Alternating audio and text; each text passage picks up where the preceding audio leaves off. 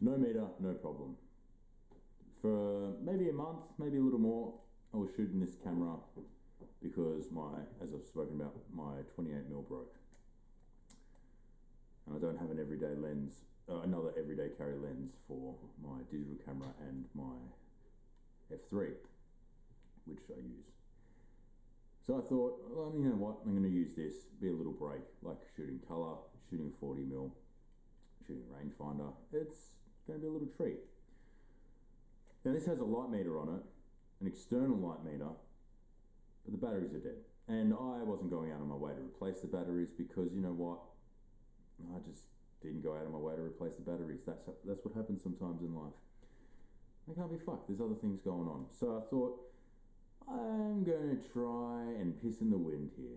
Let's hope for the best and shoot without a meter. And you know what happened? Every single photo turned out fucked. No, it didn't. Actually, every photo turned out pretty good.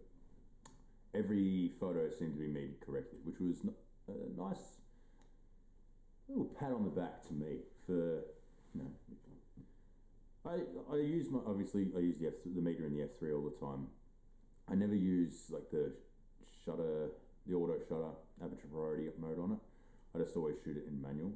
And then when I'm using my digital camera as well, I'm always shooting that in manual. So I sort of, over time, I've just developed a bit of an understanding of what settings I need to be at for certain lighting situations. One thing I wasn't expecting though is the liberation that came with not relying on a meter. When I have the meter, I don't actually know how they work because I'm an idiot and I just talk shit and take photos, and I think some of the photos I take are half decent.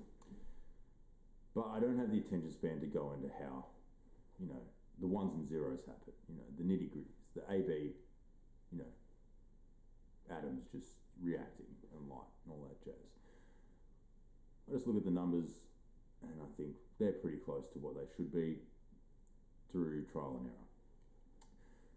But with the F3, I always just point at F3 is the camera I shoot the most.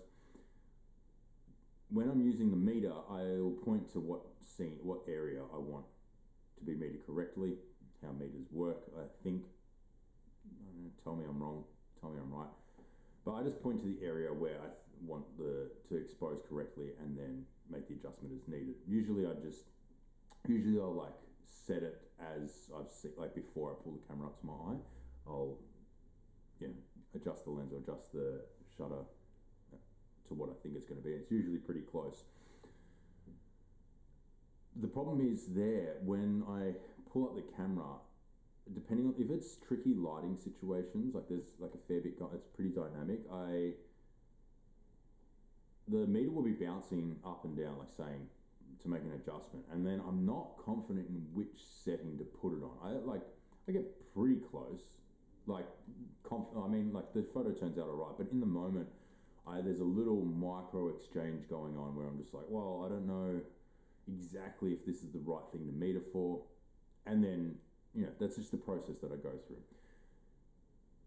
And they turn out fine. Like, it's very rare that I don't meter correctly anymore. And that's very evident because I shot without a meter. And I think I shot 4 rolls on this and everything was metered perfect. Like, it was a usable photo.